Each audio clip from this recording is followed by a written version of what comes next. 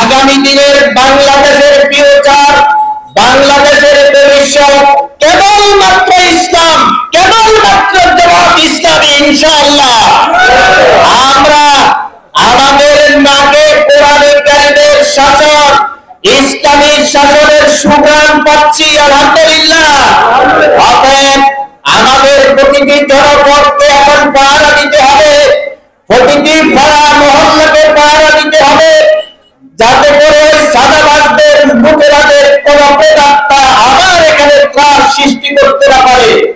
একটি কথা বলে কথা শেষ করতে চান, আমাদেরকে সতর্ক থাকতে হবে। আমরা মাদানী যুগে প্রবেশ করেছি, মক্কা বিজয় সামনে আছে। রাসূল সাল্লাল্লাহু আলাইহি ওয়াসাল্লাম মদিনা যাওয়ার পরে 90টা যুদ্ধের মোকাবেলা করতে হয়েছে। আমাদের অর্থনীতির উপর আঘাত আসবে, আমাদের সার্বভৌমত্বের উপর আঘাত আসবে, আমাদের জাতিসত্তার উপর আঘাত আসবে, আমাদের শিক্ষা ছাত্রের উপর আঘাত আসবে। ইনশাআল্লাহ কোন আঘাত এই জাতিকে, এই জাতির পক্ষ নিয়ে সিনেমিনি খেলতে পারবে না। সব আঘাতের প্রতি আঘাত জবাব দেওয়া হবে। বাংলাদেশ শুধুমাত্র ইসলাম আর ইসলামে বিজয়ী হবে। জামাত ইসলামী জিন্দাবাদ, ইসলামী ছাত্র শিবির জিন্দাবাদ।